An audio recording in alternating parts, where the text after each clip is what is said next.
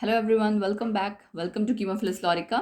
Graduation का हम organometallic compounds ये टॉपिक पढ़ रहे थे, उसका ये सेकंड लेक्चर है। तो जो बच्चे फर्स्ट टाइम आए हैं पहली बात तो वो चैनल को सब्सक्राइब कर लें, क्योंकि हम ग्रेजुएशन स्टार्ट कर चुके हैं लास्ट सेमेस्टर यानी बीएससी थर्ड ईयर।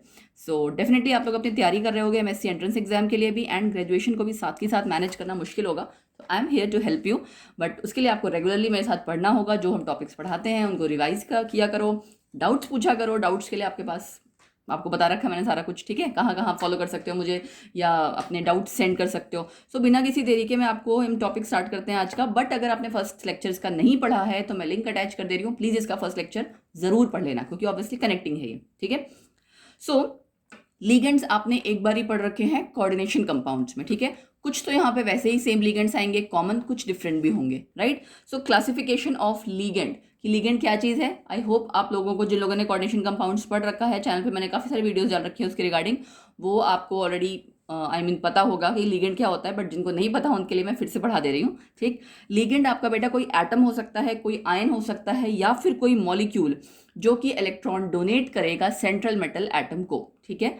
लिगेंड कोई एटम, आयन, मॉलिक्यूल जो कि आपका डोनेट करेगा इलेक्ट्रॉन्स सेंट्रल मेटल एटम को। सेंट्रल मेटल एटम के पास उसके पास एम्प्टी ऑर्बिटल्स होने चाहिए जिसमें वो इलेक्ट्रॉन डोनेट कर सके, लिगेंड डोनेट कर सके, ठीक है। तो फॉर एग्जांपल लिगेंड में जैसे आप कोऑर्डिनेशन कंपाउंड में आप पढ़ चुके हो, अमोनिया, वाटर, ये सब लिगेंड हैं, ठीक है।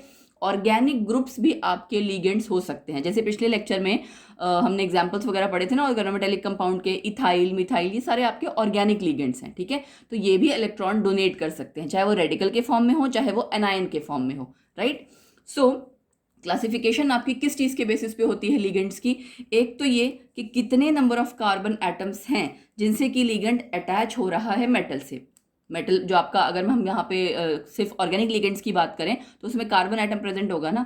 तो आपका कितने नंबर ऑफ कार्बन एटम्स हैं जो अटैच हो रहे हैं उस लिगेंड के, जो कि अटैच हो रहे हैं मेटल से, या तो ये बेसिस होगा, या फिर ये कि वो कितने इलेक्ट्रॉन डोनेट कर रहा है सेंट्रल मेटल एटम को। मतलब 2 इलेक्ट्रॉन डोनर है, 5 इलेक्ट्रॉन डोनर है, 1 है, कितने इलेक्ट्रॉन डोनर है। तो इन दो बेसिस पे आपकी क्लासिफिकेशन होती है, और दोनों की जो उनका सिर्फ नेम्स में फ़र्क है, मतलब क्लासिफिकेशन जैसे आप करोगे बट पैरेलली चलता है। अभी आप समझ जाओगे कि मैं क्या कह रही हूँ, ठीक है। सी सो हेप्टिसिटी एक पहले टर्म आती है। हेप्टिसिटी आप समझ लो क्या है, क्योंकि हेप्टो वर्ड आपका बहुत बार आगे आएगा क्लासिफिकेशन में।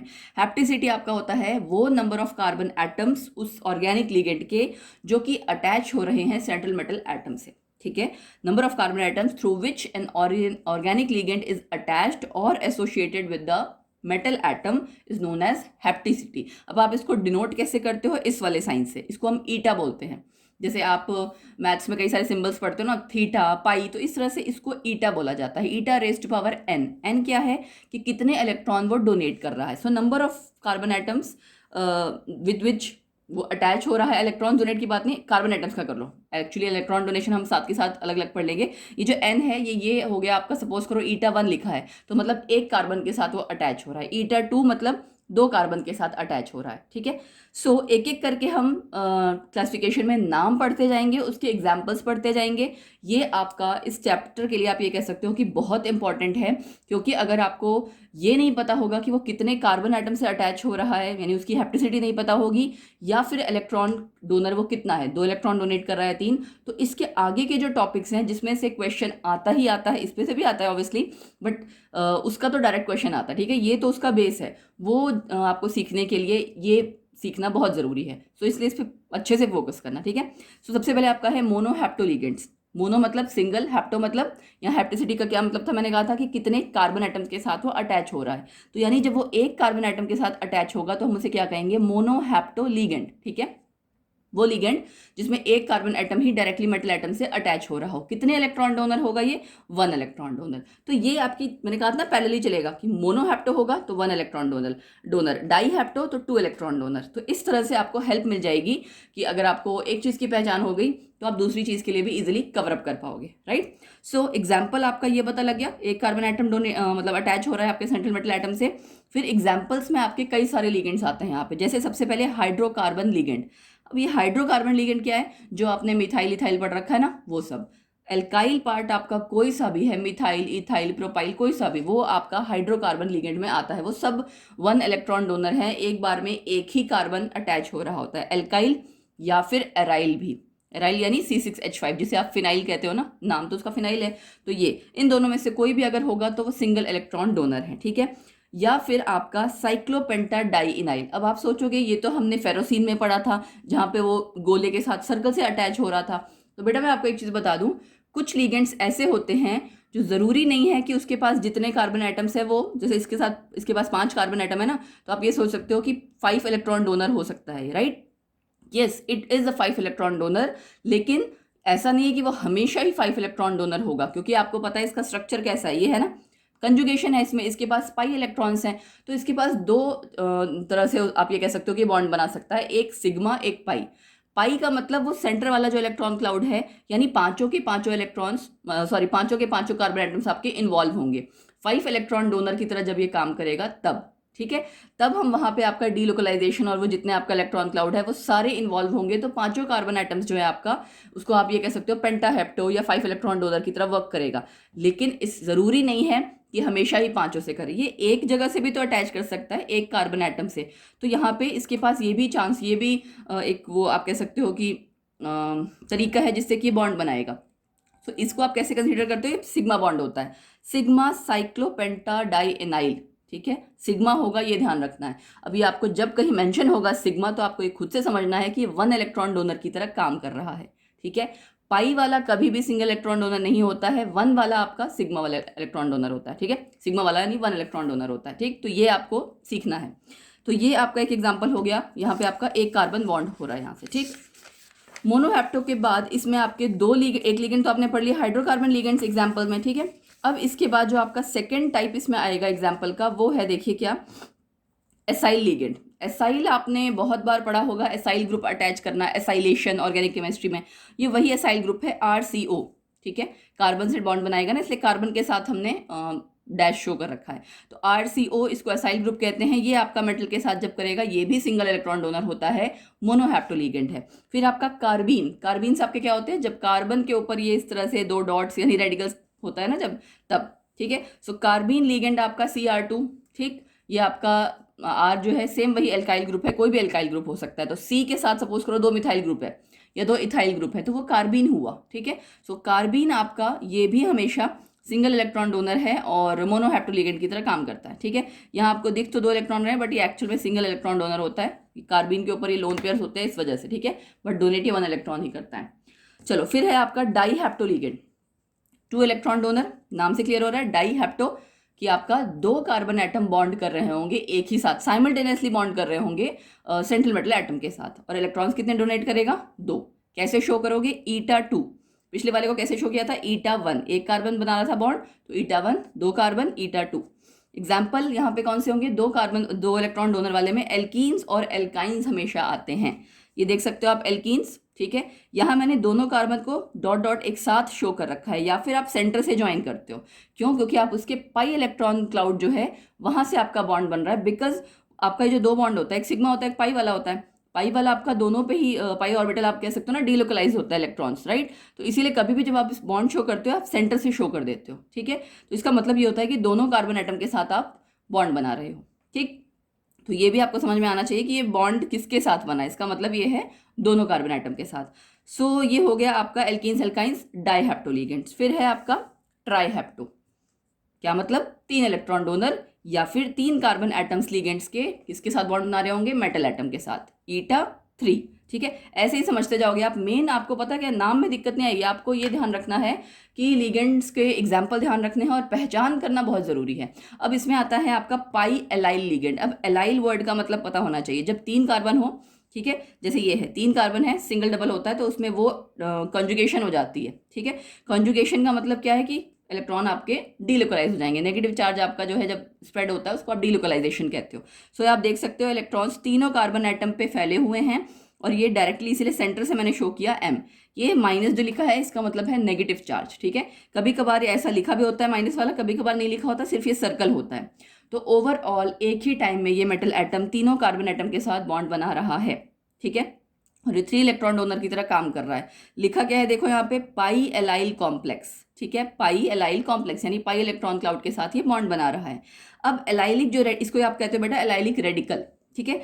3 पाई इलेक्ट्रॉन्स इसके पास हैं, ठीक है, और जो कि तीनों कार्बन एटम्स पे कंप्लीटली डीलोकलाइज हैं। लेकिन ज़रूरी नहीं है कि ये फिर से तीनों इलेक्ट्रॉन डोनेट करे, ये सिंगल इलेक्ट्रॉन भी डोनेट कर सकता है जब कैसा बॉन्ड बनाएगा, सिग्मा बॉन्ड, ठीक है। अभी हमने सीखा था ना साइक्लोपेंटाडाइनाइल में, सेम चीज़ यहाँ पे फिर से आएगी। देखो क्या है, सिग्मा एलाइल कॉम्प्लेक्स। जब ये एक जगह से खाली एक कार्बन से मेटल एटम बॉन्ड बना रहा है ना, तो ये सिग्मा बॉन्ड बना रहा है, ठीक है। ये जो आपका सिग्मा बॉन्ड बन रहा है, तब यहाँ पे ये सिंगल इलेक्ट्रॉन डोनर की तरह काम कर रहा है, ठीक है। तो आपको ये पहचान होना बहुत ज़रूरी है। सिग्मा मतलब 1 इलेक्ट्रॉन डोनर, पाई मतलब जितने इलेक्ट्रॉन्स की वो बात कर रहा है, 3 इलेक्ट्रॉन 4 5, क्योंकि पाई का तो ये ना कि जितने इलेक्ट्रॉन क्लाउड आपका होगा, जितने कार्बन एटम्स का, वो सब पे डीलोकलाइज होते हैं इलेक्ट्रॉन्स, ठीक है। सो एलाइलिक ग्रुप आपका, अगर इससे रिलेटेड कोई क्वेश्चन आ जाए तो आप पहचान सकना, एंड इसको एक्सप्लेन भी कर देना कि कैसे ये आपका मोनोहैप्टोलिगेंड की तरह यहाँ काम कर रहा है, और यहाँ पे किसकी तरह काम कर रहा था, ट्राईहैप्टोलिगेंड की तरह। Got it. सो ये है, देखो एग्जाम्पल दे रखा है MgBr के साथ। Mg आपका मेटल है, उसके साथ Br लग गया, कैसा हो गया यहाँ पे, याद है पिछले लेक्चर में हमने किया था सिंपल एंड आपका मिक्स्ड। तो मिक्स्ड वाले में आपका आया था ना कि कोई और ऑर्गेनिक लिगेंड के अलावा कुछ और भी ऐसा पार्ट हो सकता है जो कि अटैच हो सेंट्रल मेटल एटम के साथ, राइट। तो ये उसी का एग्जाम्पल है। तो आपके हो गए जी ये ट्राईहैप्टोलिगेंड्स, ठीक है। अब इसके बाद नेक्स्ट क्या आएगा, 3 हो गए ना, चौथा नंबर क्या आएगा, टेट्राहैप्टोलिगेंड, ठीक है। टेट्राहैप्टोलिगेंड में फिर ईटा 4 electron donor, 4 carbon atom bond बनाएंगे मेटल के साथ। अब आएगी बात एग्जाम्पल की। एग्जाम्पल जो आपने जितने भी ब्यूटाडाइंस किए हैं, 1,3 ब्यूटाडाइन जितने भी हैं, ब्यूटाडाइंस या सब्स्टिट्यूटेड ब्यूटाडाइंस भी, ऑब्वियसली सब्स्टिट्यूटेड का मतलब क्या है कि आपका जहाँ जहाँ H है उन H की जगह कोई एल्काइल पार्ट आ गया, बट वो 4 कार्बन एटम हो जहाँ पे सिंगल डबल बॉन्ड्स ऐसे ऑल्टरनेट हो रहे हो, तो वो ब्यूटाडाइन है, ठीक है। तो इसमें आपकी यहाँ पे भी डीलोकलाइजेशन हो जाती है इन इलेक्ट्रॉन्स की। तो यहाँ से भी आप सेंटर से इस तरह से मेटल बॉन्ड को मेटल के साथ बॉन्ड बनाता शो कर सकते हो, या फिर यहाँ पे भी, ठीक है। अब ये तो है एसाइक्लिक लिगेंड, लेकिन आपको पता है जब 4 कार्बन एटम्स आ गए तो साइक्लिक कंपाउंड भी हो सकते हैं ना। 3 में तो आपकी बेशक साइक्लोप्रोपेन होता है, लेकिन वो उतना स्टेबल माना नहीं जाता, साइक्लोब्यूटेन ज़्यादा स्टेबल होता है, राइट। सो एक केस ये भी आ गया कि आपका साइक्लिक लिगेंड भी कौन सा, साइक्लोब्यूटाडाइन होगा। यहाँ पे पाई इलेक्ट्रॉन क्लाउड जरूर, ठीक है। साइक्लोब्यूटेन जैसे आप पढ़ते हो तो ब्यूटीन भी तो हो सकता है ना, जहाँ डबल बॉन्ड हो जाएगा। तो ये आपको ध्यान रखना है कि रहेगा ब्यूटाडाइन ही, राइट। क्यों, क्योंकि अगर 2 आपके डबल बॉन्ड्स नहीं है तो कंजुगेशन ही नहीं होगी। बहुत बार बच्चों को ये क्लैरिटी नहीं रहती है, अगर सपोज करो आप सिंगल बॉन्ड की बात कर रहे हो, है ना, कहीं पे डबल बॉन्ड है ही नहीं, तो पाई इलेक्ट्रॉन क्लाउड तो है ही नहीं। अगर पाई इलेक्ट्रॉन क्लाउड नहीं है तो टेट्राहेप्टो हो ही नहीं सकता, क्योंकि आप यहाँ पे पाई इलेक्ट्रॉन क्लाउड ही है ना जो सब पे डीलोकलाइज है, और चारों कार्बन एटम के साथ आप एक साथ बॉन्ड बनवा रहे हो मेटल के साथ। सो मेक श्योर कि आपको इस चीज़ की क्लैरिटी हो, पाई इलेक्ट्रॉन क्लाउड होगा, यानी कि डबल ट्रिपल बॉन्ड्स इस तरह से एग्जिस्ट कहीं कर रहे होंगे, तभी आपका वो टेट्राहेप्टो ट्राईहेप्टो इस तरह से लिगेंड बनेगा, ठीक है। अदरवाइज वो सिर्फ फिर मोनोहेप्टो ही रह सकता है। क्यों, क्योंकि वो सिग्मा बॉन्ड बनाएगा सिर्फ, ठीक है। सो यहाँ पे ये साइक्लिक लिगेंड हो गया, ये एसाइक्लिक लिगेंड हो गया, जो कि आपका सेंट्रल मेटल एटम के साथ बॉन्ड बना रहा है। 4 कार्बन एटम एक साथ जुड़ेंगे, 4 इलेक्ट्रॉन डोनर होगा, ठीक है।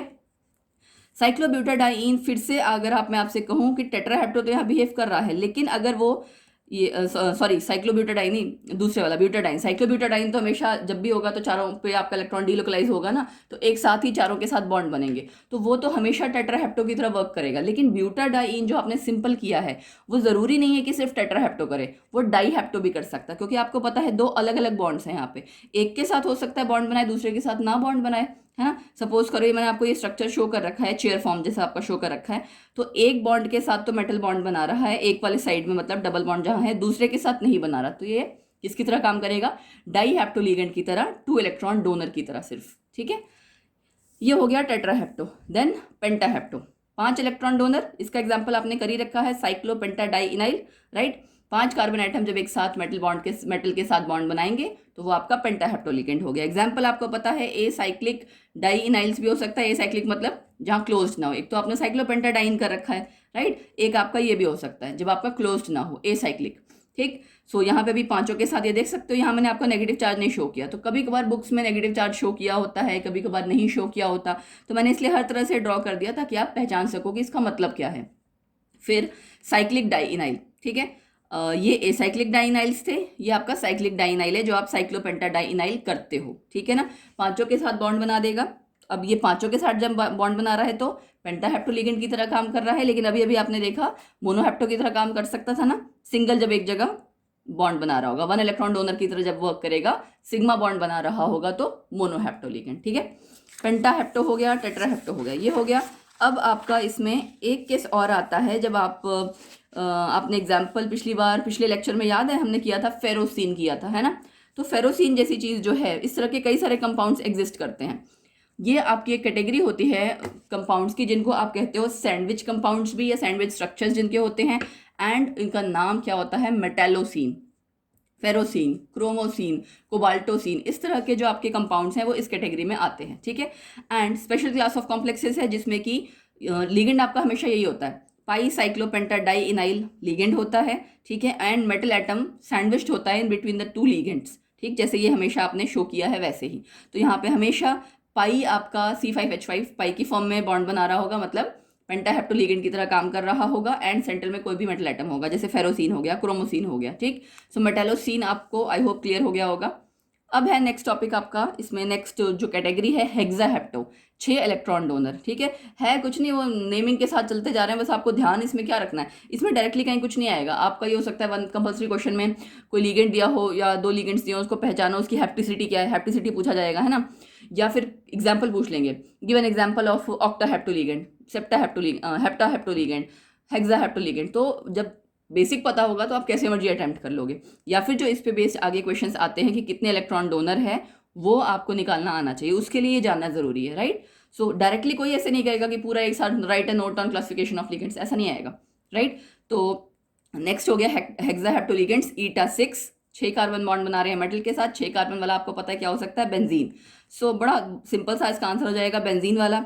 ये भी आपका सैंडविच कंपाउंड है एक तरह से, क्रोमियम के साथ 5 वाला आपका भी जुड़ रहा था ना, मतलब साइक्लोपेंटाडाइनाइल भी था। इसी तरह से बेंजीन भी आपका सैंडविच कंपाउंड बनाता है। ठीक, साइक्लोहेप्टाट्राइइन C7H8 है तो यहाँ 7 कार्बन, ये आपका नेक्स्ट कैटेगरी में आएगा अभी हेप्टाहेप्टो में। लेकिन ये और उससे आगे वाला जो साइक्लोऑक्टाटेट्राइन है C8H8, ये दोनों अपनी अलग अलग कैटेगरीज में आएंगे, लेकिन ये इस कैटेगरी में भी फॉल कर सकते हैं, यानी कि हेक्साहेप्टो में भी।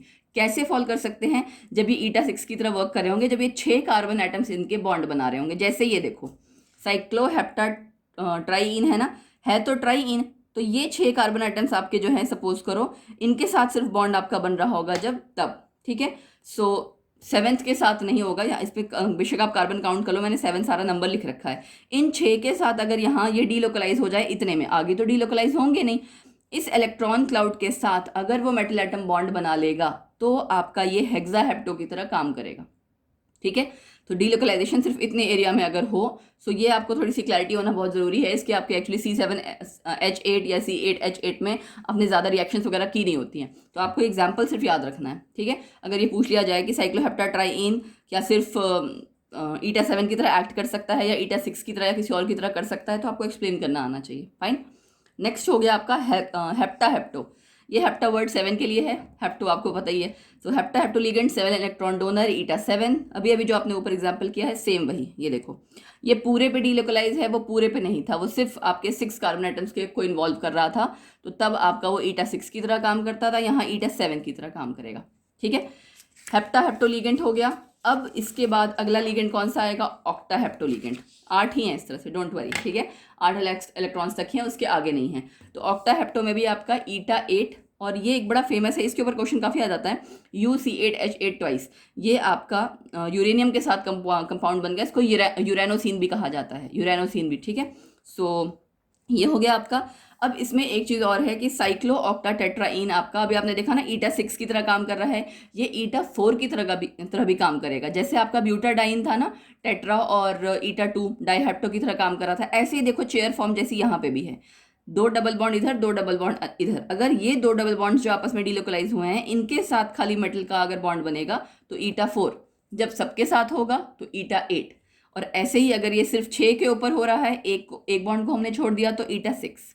ठीक है, सो आपको ध्यान क्या रखना है कि कितने इलेक्ट्रॉन्स कंट्रीब्यूट हो रहे हैं किसी एक पॉली इलेक्ट्रॉन लिगेंड के द्वारा, या पॉली इलेक्ट्रॉन जो लिगेंड है जिसके पास ज़्यादा इलेक्ट्रॉन्स हैं, वो खाली इस पे नहीं डिपेंड करता कि उसके पास जितने कार्बन आइटम्स हैं सबके सब बॉन्ड बना लेंगे, या जितने इलेक्ट्रॉन्स हैं सारे के सारे डोनेट कर लेंगे, नहीं, उससे कम भी हो सकता है। सो मैंने यही आपका यहाँ पे क्लब करके कंक्लूजन में लिखा हुआ है, number of electrons contributed by a poly electron ligand to form a metal carbon bond may be less than maximum number of electron, उससे कम भी हो सकता है। 8 इलेक्ट्रॉन है तो जरूरी नहीं है कि 8 के 8 इलेक्ट्रॉन ही वो डोनेट करेगा, उससे कम भी हो सकता है, 6 भी 4 भी, ठीक है। 2 नहीं करेगा, हर किसी की अपनी एक लिमिटेशन है ना, ऐसा भी नहीं कि बहुत कम है, ठीक है। अगर 2 इसलिए नहीं करेगा क्योंकि डीलोकलाइजेशन ही नहीं हो रही है, तो करेगा कहाँ से, इसलिए, ठीक है। सो इस तरह से आपको ये चीज़ ध्यान रखना है लिगेंड्स के बारे में। एंड आई होप आपको पहचान हो गई होगी क्लासिफिकेशन ऑफ लिगेंड्स में हमने जितने भी 8 टाइप के लिगेंड्स पढ़े हैं, तो पहचान आपके होना बहुत ज़रूरी है इसमें, क्योंकि पहचान के बेसिस पे आपके आगे के लेक्चर्स डिपेंड करेंगे, आगे के क्वेश्चंस डिपेंड करेंगे, ठीक है। सो गाइज अच्छे से वीडियो को पढ़ लेना, अपने नोट्स साथ के साथ बनाया करो जब आप पढ़ते हो, शॉर्ट नोट्स, क्योंकि जो आपके फाइनल एग्जाम्स होते हैं वहाँ पे नोट्स हमेशा हेल्प करते हैं एग्जाम में भी। और अगर आपको किसी कंपटीशन को क्रैक करना है तो वहाँ पे भी, क्योंकि जब पूरा ग्रेजुएशन रिवाइज करना है तो किताबें खोल के नहीं बैठोगे ना, उस टाइम आप अपने नोट्स ही खोलते हो, ठीक है, नोट्स चेक करते हो। सो इस वजह से रेगुलरली नोट्स बनाया करो, जैसे जैसे मैं पढ़ाती हूँ, बहुत छोटा सा लेक्चर है, ज़्यादा बड़ा नहीं होता, उसको पढ़ा, अंडरस्टैंड किया, नोट्स बनाए अपने, एंड देन नेक्स्ट टॉपिक पे मूव ऑन किए, ठीक है। सो आपको आई होप वीडियो पसंद आई होगी, क्लैरिटी मिल गई होगी आपको टॉपिक के लिए, तो हिट द लाइक बटन, अपने फ्रेंड सर्कल में शेयर करो, व्हाट्सएप अपना स्टेटस लगा दिया करो, क्योंकि आपके फ्रेंड सर्कल में जो भी ग्रेजुएशन के जहाँ जहाँ बच्चे होंगे उनको ये हेल्प मिल जाएगी, ठीक है। सो मिलते हैं नेक्स्ट लेक्चर में, ठीक है। नेक्स्ट लेक्चर की कंटिन्यूटी में ही होगा इसी चैप्टर के regarding. So okay then, bye bye, take care.